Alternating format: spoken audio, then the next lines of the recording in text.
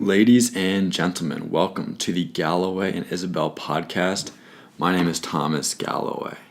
So today I am doing something a little different. I'm going rogue on the podcast, and I am going to do this podcast by myself. I'm going to go through a few different things I want to talk about, and some of you might like it, some of you might not like it. Either way, don't care. I'm doing it. I'm going to sit here and talk about books for either a medium amount of time or a long amount of time, and we'll see how it goes, and we'll see if people like this format. So what I'm going to do here is do the top 5 books that I read from January of this year through April, and then I'm going to give 3 honorable mentions. And for each of these books, I'm going to describe a little bit about it, some of the stuff I got out of it, give you a little bit of background. One thing is, these are all nonfiction books. I do like fiction. I definitely see the value in it. I like novels. But at least right now, I've mostly just been reading nonfiction books. And I always want to push for the idea that there's a lot of nonfiction out there that either you may not have been exposed to in high school or wherever you became turned off by nonfiction, that actually can be really interesting, can really tell a good story about a person or an event or whatever it is, and it can be entertaining in a way that you may not have considered before. So that's going to be a common theme throughout this. The other thing I'm going to do is take it from the beginning, from the first place. I'm not going to do this thing where I do the countdown, whatever. Let's just start from the beginning. I'm not going to make you guys wait. Let's start with 1, 2, 3, 4, 5, a few honorable mentions. At the end, I am going to dive a little further into one of my honorable mentions, which is a book about impeachment, which I'm sure a lot of people are interested in, especially right now, and they might have some misconceptions, particularly about how easy it is to impeach a president. It is not a quick process. It takes quite the offense to actually impeach a president. So that's going to be kind of a deep dive at the end.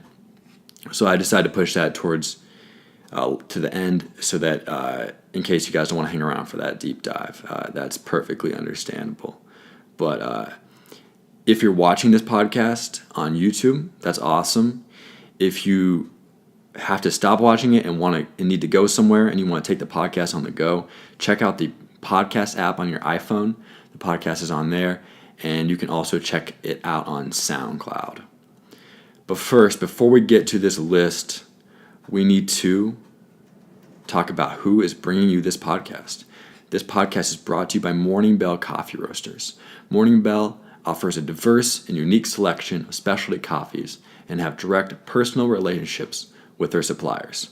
You can visit Morning Bell at 111 Main Street in Ames, Iowa, or get their coffee at the Wheatsfield Co-op or either Hy-Vee location in Ames. If you do not live in the Ames area, that is not a problem. You can order off their website, morningbellcoffee.com, and shipping is free anywhere in the United States if you order over 2 pounds of coffee. And whether you visit the actual location or order online, let them know we sent you. Another cool thing about Morning Bell, in the last few months, they opened up the front part of their shop, expanded it so it's significantly bigger. If you haven't been there a while, definitely recommend going and checking that out. Okay, so let's get started with a list. Number 1 is Sapiens, A Brief History of Humankind by Yuval Noah Harari. And this book has really become popular. It's one of those, as mass appealing as a book about the history of humankind can be.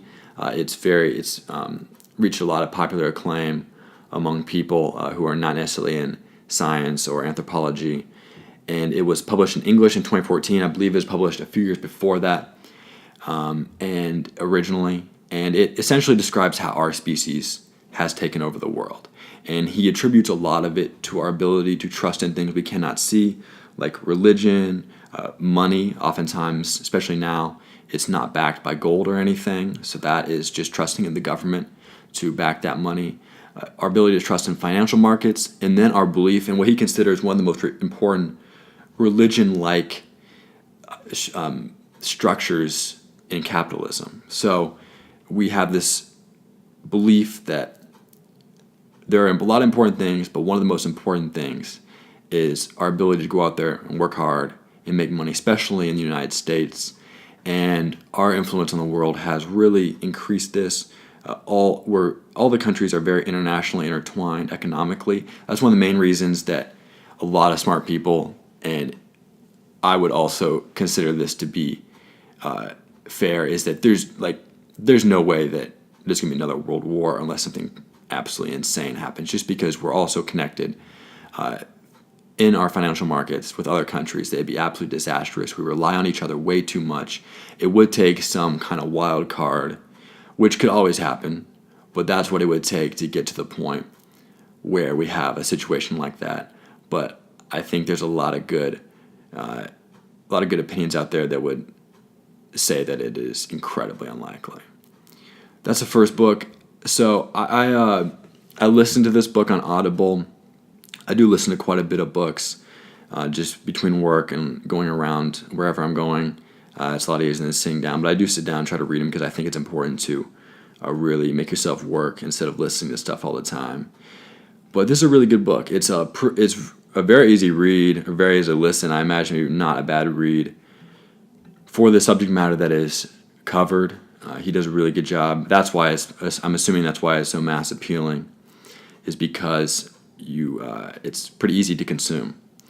That's number one. Number two, The Big Short, Inside the Doomsday Machine by Michael Lewis. This was turned into a movie that was really popular. I believe it came out in 2015. It was, I believe, an Oscar nomination for Best Picture. And it's a great movie. And the movie does a really good job of representing the book accurately. Steve Carell's character and Ryan Gosling's character, they changed their name and they changed a few details, but it's basically the same person. Christian Bale's character is right on, and it's an incredible book. Michael Lewis also wrote Moneyball, which was turned into another great movie starring Brad Pitt, which is about baseball and the introduction of analytics to that sport, and that inspired a lot of other sports to catch up. And The Blind Side, which is, I'm assuming, his most popular book, mainly because of the movie that took off, and it was incredibly mass appealing. The Blind Side is the aberration in all his work. It is the only one that's really unlike. Most of his books deal with finance, economics, analytics in various areas of business or sports. And The Blind Side, he only wrote that book because he knew the adopted dad of Michael Orr. And that's really the only reason that he did that one in the first place. So if you love that book, you may not be super into, or that movie, you may not be super into everything else he's written, but I would definitely recommend checking it out because he's really good at finding the interesting story in whatever topic it is. So he finds these sometimes eccentric characters and does a really good job of laying them out in his books. Big Short is a perfect example of that. And he's an incredible writer. He's written, I think, something about 10, maybe 12 books. And I would recommend checking him out. And he also has a podcast he just came out with called Against All Odds. This means a lot to me because it's on Malcolm Gladwell's podcast network, and Malcolm Gladwell is a big fan of Michael Lewis. And I'm a big Malcolm Gladwell fan, so whenever Malcolm Gladwell recommends somebody, I'm usually all in. And the first Michael Lewis book I read was The Blind Side, and I read it before the movie came out, so I was either 11 or 12, and I remember just walking to the library, and they had this diagram of one of the alternate covers was a diagram of a football play to indicate the blind side and how important that is in football. And I was really intrigued by this whole idea because I was trying to learn about the strategy of a variety of different sports then. And I remember being really proud that I found that book among all these books in the library. And I didn't really recognize that Michael Lewis had written a lot of other books. And at that point, I wasn't that interested in reading about finance and economics. But as I've gone through my undergrad in business and have a lot of interest in these topics, particularly how to regulate a complex industry like consumer finance, and The Big Short does a really good job of talking about this, showing how difficult it is for consumers to understand what they're getting into in finance. And a lot of other people talk about capitalism and all the benefits of that, and buyer beware, and survival of the fittest, and all that. And I get it. In a lot of purchases and interactions, it's perfectly fine to try to get the highest price you can out of something. If somebody's willing to buy at a price that you would be willing to sell for a lot less, sell it to them for that price. But there is a difference between, say, a long time ago, or even in the last 20 years, say, if two guys were like, one's trying to sell a pig to their guy, and the guy looks at the pig and he's like, "This pig is dying. I'm not going to buy your pig at this price." That is a pretty reasonable time to say, okay, let capitalism do its thing. But you have financial markets and consumer finance that's incredibly complex. The people, financial advisors, and we'll get to this later with another book I read, but financial advisors and the whole market is making these different things people are buying is incredibly complex intentionally to confuse people, and to a point where it's so specialized that you can't expect the average consumer to educate themselves to the extent that is necessary. And the whole industry of financial advisors is a whole nother issue. A lot of times you are not getting someone who is completely working on your behalf in a completely unbiased way. And we'll get to that in a personal finance book that I read that a little bit later. But he gets to the point of this is, there's a lot. If there's one industry where regulation needs to be seriously involved, this is it. And I know this can be a contentious political issue, but reading a book like this and honestly reading anything about consumer finance, you have no matter what side of the aisle you are on, you would certainly have some empathy for people who are in situations where they are desperate financially and they really do not have an understanding at all of what they're getting into. Very powerful book and incredibly entertaining. The movie was a great indicator of that's one of the most entertaining movies you can watch. It's like a documentary starring super entertaining actors, and it has this incredible pace. If you haven't seen it yet, you should definitely check it out. And if you have seen it, you know exactly what I'm talking about. That movie rolls, and the book is the nonfiction version of that. It's not a long read. It's an easy read, and the characters in it are so fascinating that it's no big deal.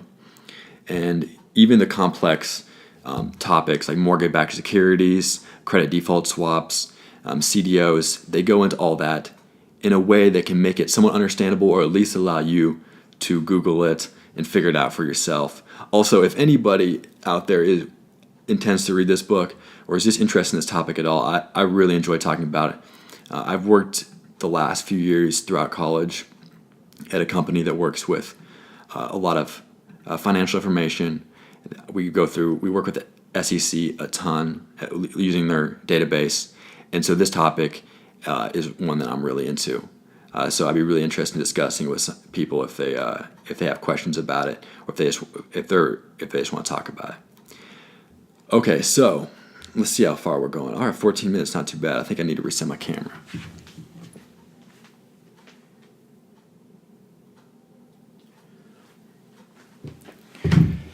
Okay, so book number 3.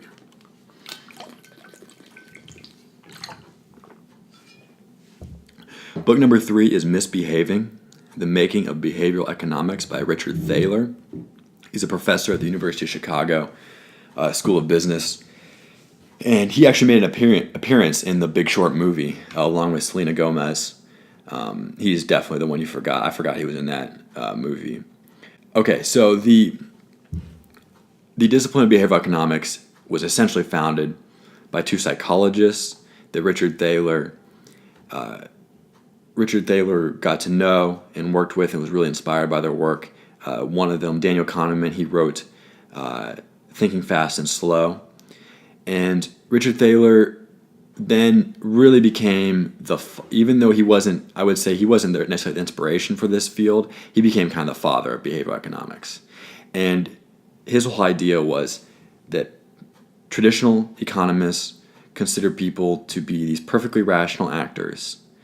And, Usually they are not, almost always, except for maybe economists, and not always them. And so he was saying, okay, fine, your guys' models are interesting in a way, but they're not that practical because most people aren't even going to behave like the people in your models. And so he started this field, wrote a lot about it. This book is essentially it's somewhat autobiographical, but with a lot of concepts about the field itself intertwined. He does a great job. And the definition of misbehaving, the title of this book, is anytime someone is supposed to act in a certain way, according to the traditional economic models, but they don't because they're just regular humans. They're not these perfectly rational actors. In these situations, they are quote-unquote misbehaving.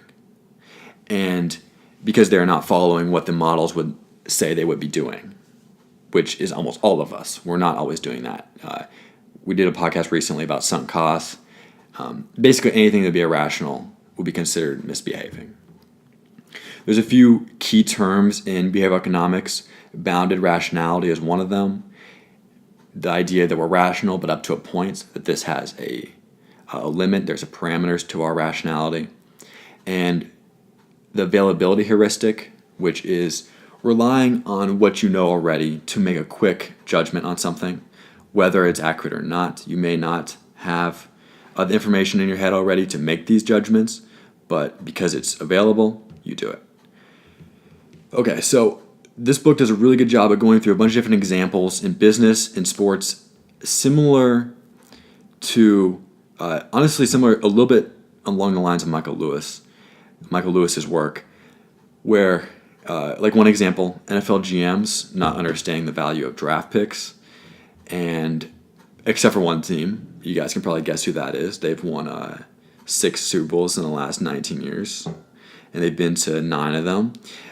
Being really the only team that seems to understand the value of draft picks, always trading down, not using the pick early on, trading. And honestly, they haven't had a whole lot of them recently, but they still use this strategy, trading a first for 2 second-round picks, things along these lines that allow them to get a lot more value, and they don't have to pay the expensive rookie contracts. The first few picks are the picks that you would have to pay them, and there are some really good. There's a really good section in this book about this whole topic. I'll let you guys dive in a little further, but it's really interesting just to see some of this real-world application, especially in things. I mean, you might not be interested in behavioral economics in a business setting, but in sports, a lot of people have an interest in that. How are these things? And that's what Moneyball was with Michael Lewis in that movie. That's a lot of people got into that whole topic, analytics as a whole, just because it applied to something they cared about, which was baseball, which was sports. And this is similar to that. He also, Richard Thaler, came up with a list of different things that people do that is irrational. And I have 3 of them here. He called the list. And I have 3 of them here that does a really good job of summarizing behavioral economics as a whole, really. Okay, so I'm just going to read a few of them to you. Jeffrey and I somehow get 2 free tickets to a professional basketball game in Buffalo, normally an hour-and-a-half drive from where we live in Rochester. The day of the game, there's a big snowstorm. We decide not to go, but Jeffrey remarks that had we bought the tickets, we would have braved the blizzard and attempted to drive to the game.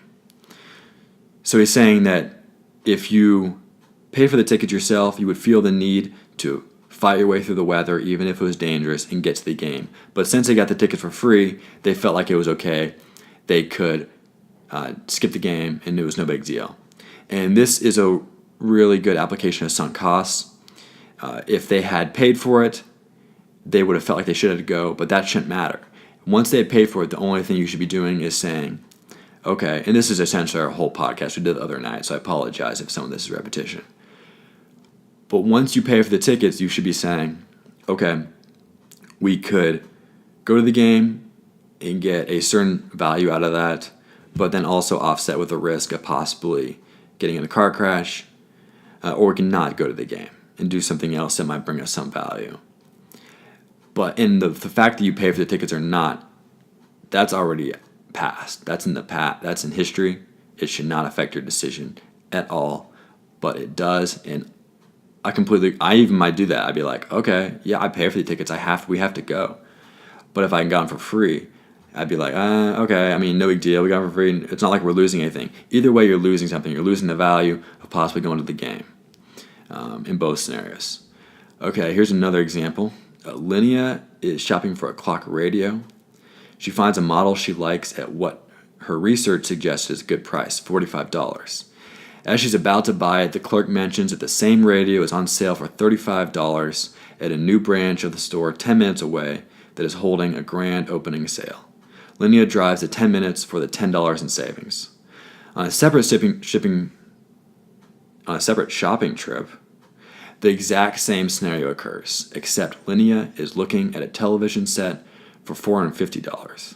She does not drive the 10 minutes for the $10 in savings. So she had one situation, I might have left out a couple parts of that, but she has one situation where she drives 10 minutes for $10 in savings because it's $35 instead of $45. But in another situation, it's either $440 or $450, the exact same amount in savings, but she does not drive the 10 minutes because it doesn't seem like much compared to the overall cost of the product. Either way, she's driving 10 minutes for $10 or she's not. The cost of the overall product as a whole shouldn't matter. But that is a really good one because if I thought, 35 instead of 45, or even if you make this more exaggerated, say 20 instead of 45, I'd be like, that's half the price. But if you took the same different $25, so you said $425 product or $450 product, you'd be like, that's nothing on the cost of the product. I'm not driving the 10 minutes. But in both situations, it's $25 or $10 or whatever you want to make the example. So this is a really good one. I think a lot of us do this. We just compare to the percentage of the overall product, not the actual cost. You see this one a lot with car purchases. It's like thousands of dollars hardly matter to you in a car purchase. It's like, okay, because it's compared to the overall cost of the vehicle. But if you were, just any other, like I say, a 3,000 versus 1,000, you'd be like, that's a huge difference if it was some other product. But on the cost of a car, it's $2,000. Like, okay, whatever. If you're like an adult, I know we're like not paying that much for cars right now as college students. But for adults, they're said, 28 versus 30, who cares, something like that. Obviously, a lot of people out there would say, I try to get the cheapest price. I get it, but the overall idea is true, that you'd be more inclined to aggressively go after the $2,000 if it was only on a smaller purchase than a vehicle. Third and last example, you are lying on the beach on a hot day. All you have to drink is ice water. For the last hour, you have been thinking about how much you would enjoy a nice cold bottle of your favorite beer. A friend gets up to go make a phone call and offers to bring back a beer from the only nearby place where beer is sold. He tells you to give him the max price you will pay for the beer. What price will you tell him? And if the beer is more than the max price, he won't buy it. So the two options he gives you where he's going, he's either going to a fancy resort hotel in one scenario, and in another scenario, he's going to a grocery store. Everything else about the situation the exact same. And when they gave this paragraph to people for the fancy resort hotel, they gave a higher price than they would for a grocery store. Even though everything was exact same. They're getting the exact same beer. They've still been sitting on the beach all day. And this brings in I forget exactly what the term is or the phrase, but it's basically just that people, depending on where you're buying a product from, you're willing to pay more or less depending on what you traditionally expect out of that type of store or that venue or whatever it is. That at a fancy resort hotel, you give a higher price, okay, $7, fine. But at a grocery store, you're like, don't pay more than $3 at a grocery store, even though you're willing to pay $7 for the exact same thing in the exact same situation. So another good example of behavioral economics. The main point about all of this that Richard Thaler would make is that, who is the author of this book, if I've been talking so long you forgot, is that in both situations, in all these situations, traditional economists with their models would say that people would not behave this irrationally. And Richard Thaler is like, okay, but they do. Let's change the models, or at least understand that these models really don't work and shouldn't necessarily be applied to everybody as a whole. Okay, and that was book number 3. Book number 4 is Caro's Fundamental Secrets of Winning Poker. So last little while I've really gotten to poker, been playing some online. I had to stop recently because I got too invested into it.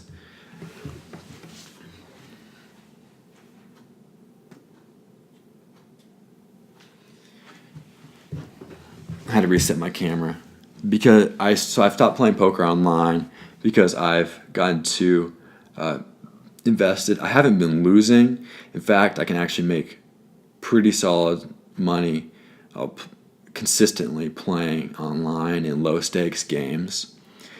But the problem is that I became obsessed with it. I wanted to learn every single thing I could. It was hurting the other things I was trying to do as a person, and I've had to give it up for a little bit. I'll still play with my friends, hang out, play a little poker, but I can't be doing the thing where I'm playing all the time, online, even if it is profitable. But I've read a couple poker books. This one was pretty solid. It wasn't a perfect book, and I'm sure a lot of people. The problem with books on poker theory is there's always people who disagree with certain parts of it.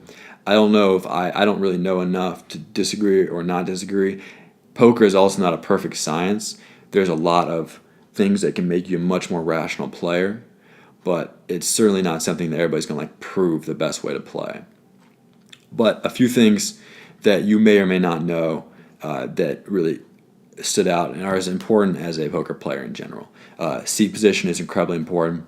Acting later in your turn is much better than if you have to go first. You can be much more aggressive at the end of the round if you're not under the gun, which is the first person to act when you're betting. Typically, I've been watching a lot of poker recently, and the most hands involve the dealer position and big blind position. Big blind only has to put up a little more to stay in the hand, and a lot of times they want to defend their big blind because people are trying to push them off of it to get the chips they've already put in. Dealer position is really good because you get to act last after the first round of betting. Every single time after that, you're acting last no matter what, so you can play with not as good cards because you've seen what people are doing before you. Whereas, for example, if you're acting early in the hand, if you bet a little bit and someone re-raises you, then you may not want to stay in the hand, so you've lost that little bit there. But if you're betting after that person, then if they raise to the same amount, then you could say, okay, I don't want to call that, and you fold. Money flows clockwise, which is a thing he kept saying in the book, which is another position thing. And one thing that really stood out when I've been watching poker recently is there's a lot of college students, like master's students in statistics and finance and economics and different disciplines like that. And you don't really have these old cowboy type of guys who just grew up playing poker and may or may not understand the probabilities, the odds of different situations.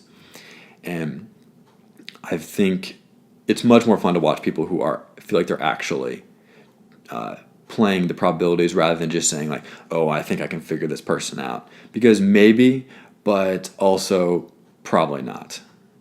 People, and this is a pretty good psychology topic that I'm sure mentioned in some of these other books, but people can far overestimate their ability to read other people in all kinds of settings, but particularly in poker, which is everybody thinks they can read people, and some people can. There are certain tells that work across the board where you can figure out the way someone's playing, especially inexperienced players.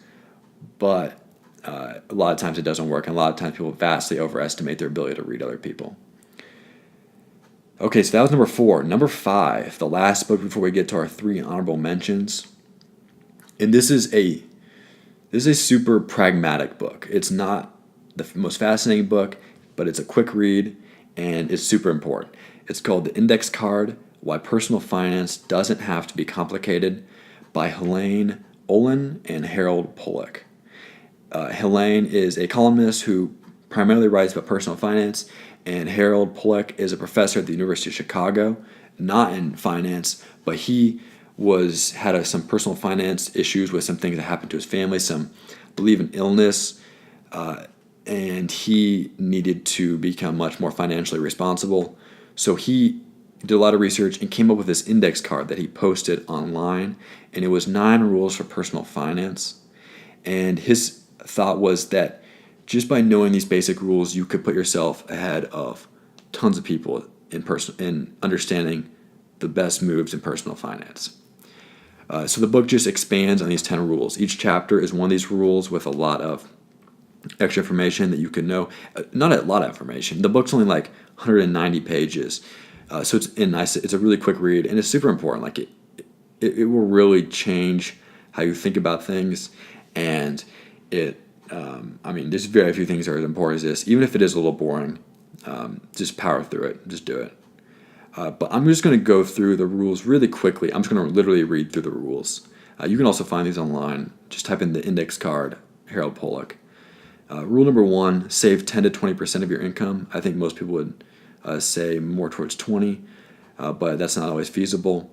Rule number 2, pay your credit card balance in full every month. In full, not just the minimum. Rule number 3, max out your 401k and other tax advantage savings accounts. Rule number 4, never buy or sell individual stocks. Rule number 5, buy inexpensive, well-diversified index mutual funds and exchange-traded funds, which are ETFs. Rule number 6, make your financial advisor commit to the fiduciary standard. This is what we were talking about earlier with financial advisors and how they, a lot of times, do not have your best interests in mind. A fiduciary is a financial advisor who has a legal and regulatory duty to put your interests ahead of his or her own. It's the alternative to this is the suitability standard, and they can provide you advice that probably will work in most situations, but they also may be steering you towards choices that are not optimal for you. So what you should do is make sure your financial advisor is on the fiduciary standard. You can have them sign something that says blah, blah, blah, all this stuff. I forget what organization has a form that you can just give to your financial advisor and say, sign this, and it makes it, they're promising to act in the fiduciary standard. So just remember that word, fiduciary. That's what you want your advisor to be. You do not want them to be suitability or anything else, fiduciary. How to find a fiduciary, you can go to the resources they gave were the CFP board, which is cfp.net.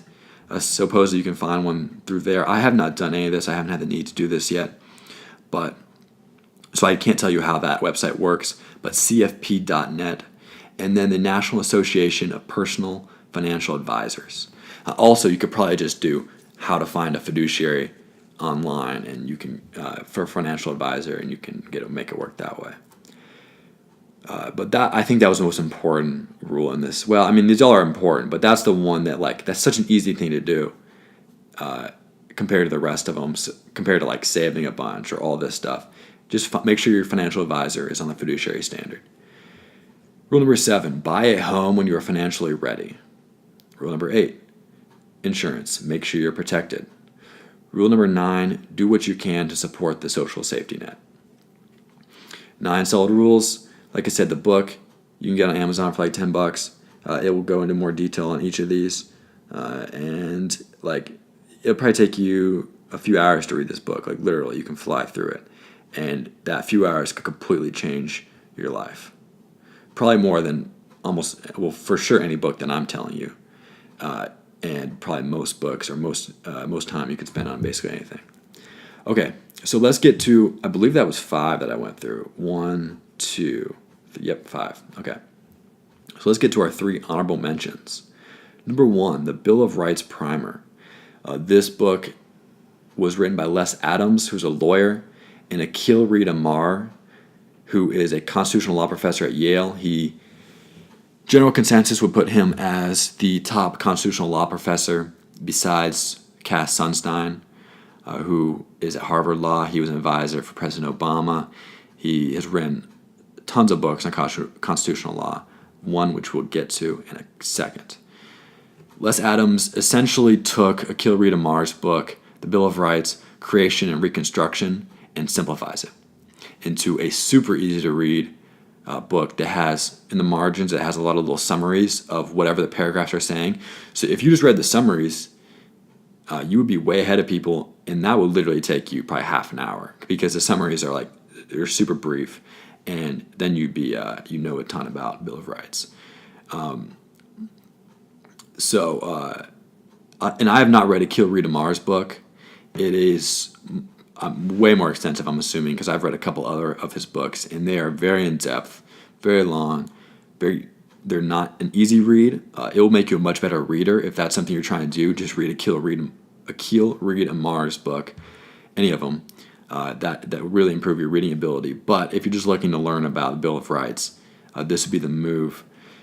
I feel like it's just really important for all citizens to know a little bit about their rights. And even if you don't feel like reading this book, at least do a little research. Just type in, there's probably 1 million YouTube guides on videos out there. And you can also check out the Galloway Law Podcast. On episode 8, I think it was, I did a overview to the Bill of Rights with Mark Kendi, who's a constitutional law professor. He's been on the podcast 3 times. He's a great guy. He really helped me get the podcast started. And this episode, the one we did, which is an overview of the Bill of Rights, was easily our most popular episode. It's half an hour, and we just fly through it. He did an incredible job. When I first brought the idea to him of I just walked in for the day of the podcast. These guys these lawyers and law professors I do the podcast with are incredible. Like, I usually tell them what we're talking about, but sometimes I won't, or they'll forget, and they'll be like, "So what are we talking about today?" And I'll just start talking about something very specific, and they'll just sit here and answer these questions, just knock it out of the park. And that's exactly what he did. I came in there, he's like, "So what do you want to talk about today?" And I was like, "Okay, how about the whole Bill of Rights?" And he kind of chuckled and didn't seem super enthused. And I was just like, "I just want a general overview. I'll read one of the rights, and you give me, a short summary, say 3-4 minutes on it." And then without blinking an eye, he just nailed it. It was incredible. So check that out. It's half an hour, and it's pretty much all you need to know. Or read this book. So that was the Bill of Rights Primer by Les Adams and Akil Reed Amar. Okay, so we have 2 more. The next one is Down and Out in Paris and London by George Orwell, author of 1984 and Animal Farm. And this is his first book he published. It's technically listed as fiction. It's a library. Some people will have it as nonfiction online. I saw some places say it was nonfiction. It seems like it's mostly nonfiction. He basically is telling about his time as a writer in Paris and London before he had any success as a novelist. And he worked all these odd jobs as a waiter, as a dishwasher. Not a waiter, he was a dishwasher. He wanted to be a waiter. And he has all these other odd jobs, and it's really interesting. And he's just good at writing. I always like reading nonfiction books by fiction writers because they do a really good job. They're very talented writers, and they can make anything they're talking about sound really good, and it makes it really interesting. So this one is definitely one to check out. Okay, so last one, Impeachment by Cass Sunstein. So he's making Sunstein. I've heard it pronounced both ways. I'm not sure which way to go. But it's one of the two, Cass Sunstein. And Impeachment, it's called A Citizen's Guide, I believe. And so it is nice and brief, and he gets to the point about the topic of impeachment. This guy just churns out books.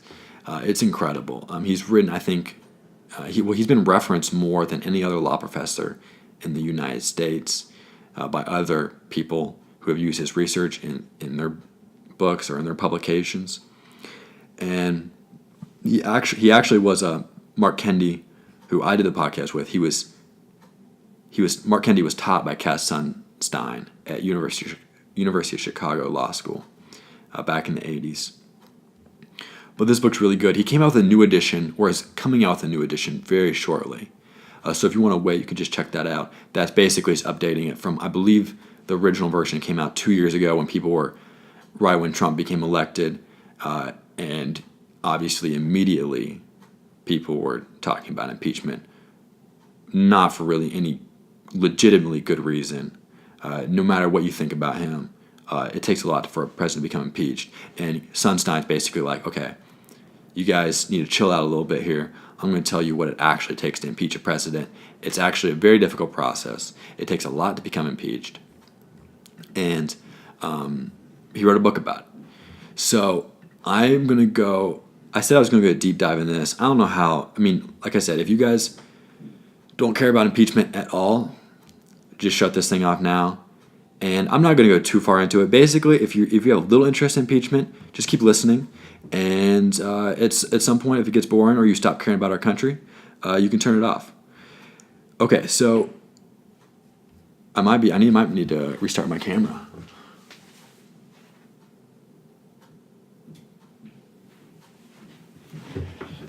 Okay, camera restarted. Okay, so officially in the Constitution, Article 2, Section 4, the President, Vice President, and all civil officers of the United States shall be removed from office on impeachment for and conviction of treason, bribery, or other high crimes and misdemeanors. And the really interesting part of that, so one thing that Sunstein prefaces all of this with is that we don't have a lot of precedent on what it takes to impeach a president. And no matter what he's saying throughout this book, obviously it's based on history. He can't really speculate about what's going to happen. So it could all be, all the other impeachment examples we've had, or close to impeachments, might not really matter.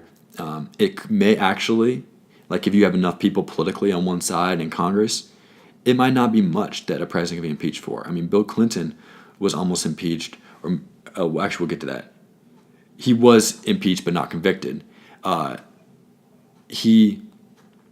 was basically anybody will tell you who really is being neutral about this, that should not even come close to impeachment. The Bill Clinton thing, which is a political situation. And essentially, we're saying that someone could become impeached for not a whole lot. The high crimes and misdemeanors section of Article 2 is the part that seems to leave a lot. It's sort of like the catch-all at the end. If the president cannot be convicted of treason, bribery, or something like that, then we can just go, high crimes and misdemeanors. People aren't really sure what that means, and it does seem like it kind of can just cover everything. So the specific steps to impeachment and removal. So a member of the House introduces an impeachment resolution. The impeachment charge must be approved by a majority of the House Judiciary Committee, a simple majority. And if a simple majority of the House vote to impeach, then the president is officially impeached. So this has happened with Andrew Johnson, who followed Abraham Lincoln after he was shot and killed, and Bill Clinton has also been impeached. Nixon resigned before he could be impeached. Then there's a Senate trial. If 67% of senators vote to convict, the president is removed from office. This has never happened. So Andrew Johnson was one vote short, and this was either the late 1860s or early 1870s. I believe late 1860s. That probably would have been the timeline. He was one vote short. So we almost had a president removed from office. We've had two presidents impeached. And obviously, though, that 67% of senators, that's going to take a lot of people. That can't just be, unless the one party has a big advantage, you're not going to get one party just to vote and have a president removed. You're going to need some people from the other side, and that's incredibly difficult. And people do not want to set the precedent of just removing presidents too often. No matter what you think, you might think there's some drastic negative effects with a particular president. I'm sure some people feel that way about Trump, but you don't want to get in the situation where you slowly move. And some people might say this is not an issue and this is not something to worry about. But there's no doubt that if you impeach one president, it's going to be easier to impeach another one, unless they institute some new rules. It's just you've kind of opened the doors a little bit. Okay, so next thing. One of when people started debating impeachment, our founding fathers, they came to where they are now, where it is difficult to impeach a president, but is possible, because if there was no ability to impeach, the executive would have too much power, obviously. If a president can be removed, they get a little too powerful and they can do whatever they want. If impeachment was too easy, the legislative branch would have too much power. They would be like, anytime they were upset with the president, they could just threaten him or her with impeachment, or just impeach them. And the founders compromised on having the ability to impeach, but making it pretty difficult. And this compromise, in some situations, I would say it's generally good. I completely understand the logic that the founding fathers had.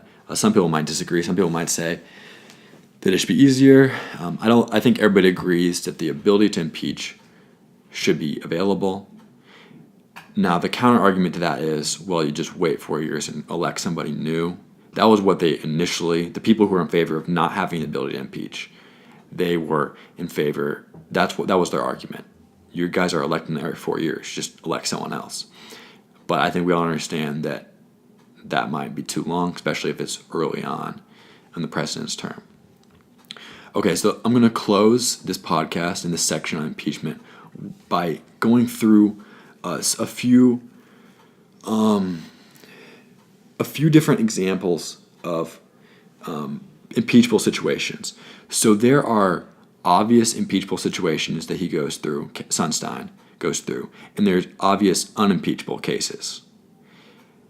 I'm going to go through the ones that are more difficult, that have some ambiguity, that some people would say the reasonable people could be on both sides of. And these are the ones that he lists out in the book. Number 1, during or preceding a war, President knowingly misleads American people by misrepresenting evidence to suggest that not going to war would put U.S. in significant peril. President continues to mislead throughout the war. So he's lying to the people, essentially. But the counter argument to this is like, okay, yeah, but war is pretty significant, is very serious, and not lying and not misleading the American people in some way might give our enemies an advantage. If you're too honest with the people and too open with the people, you could be giving out information that is counterproductive to our country and possibly very dangerous. So that would be the counter argument to this. Number 2, after a terrorist attack in Chicago, President engages in a series of actions that are widely seen as unlawful violations of civil rights and civil liberties. He supports detention of suspected sympathizers. His test for determining sympathizers involves deep intrusion into religious beliefs that disproportionately affect Muslims. Includes a lot of surveillance measures that would have been struck down in federal courts. And he gives examples of Lincoln and FDR engaging in serious violations of civil liberties during wartime. Lincoln suspended the writ of habeas corpus. FDR created internment camps. And then the relevant questions in this: does a president have a good faith legal argument for his actions? And that's what a lot of this comes down to.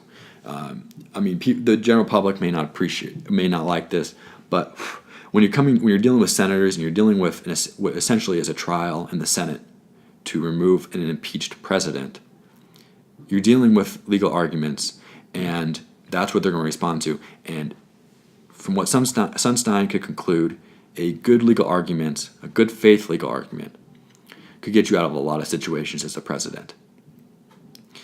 And let me see if there's any more that seem super relevant, because there's quite a few actually.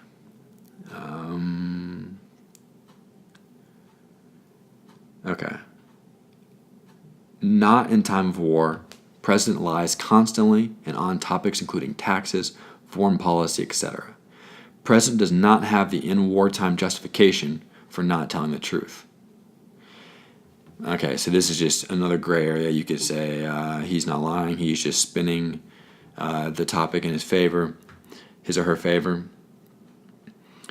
And a lot of this comes down to another key distinction he makes is that a criminal act prior to becoming president is not an impeachable offense unless that act allowed you to get the presidency. So something like tax evasion, which is something a lot of people have brought up, that would not be an impeachable offense. You can criminally prosecute him afterwards, after he's out of office. But while he's in office, that's not something you can impeach him for, even if it is criminal, because it was a criminal act, potentially a criminal act, that did not have any effect on whether he actually got the presidency or not. Okay, some of these obvious unimpeachable situations are really interesting because a lot of them are things people have said that are reasons that the president should become impeached. I think it's pretty clear. One thing I should say right now is that I am not a fan of President Trump. I had a lot of criticisms of a bunch of things he's done and his lack of knowledge of how a government works and all of that, and how our country was founded, the principles we were founded on. And from interacting with a lot of law professors, that has done nothing to dissuade me of this. It has only increased my confidence in my opinion tenfold. But my opinion does not change the fact that it is very difficult to impeach a president, and that we should not just be get in the habit of impeaching presidents. But I'm going to go through some of these obvious unimpeachable cases. Number one, a president issues executive order that's considered to be by many to be unlawful. If president acts in accordance with a good faith legal argument, is not an egregious obstruction of power. So say a president uses executive order to require EPA to issue regulations under the Clean Air Act that are not lawful. So once again, a good faith legal argument. President issues executive order after terrorist attack that includes severe security measures, including invasive search of profiled persons at airports. These actions can be considered unlawful and may include human rights violations. It is not impeachable to reach a series of legal conclusions that courts and international law reject. Once again, good faith legal argument. He came to a legal conclusion that might be rejected by courts and international law, but it was a good faith legal argument. This number three is the president cheating on his taxes prior to becoming a president. While in office, this is another one that while in office, president cheats on his taxes. While in office.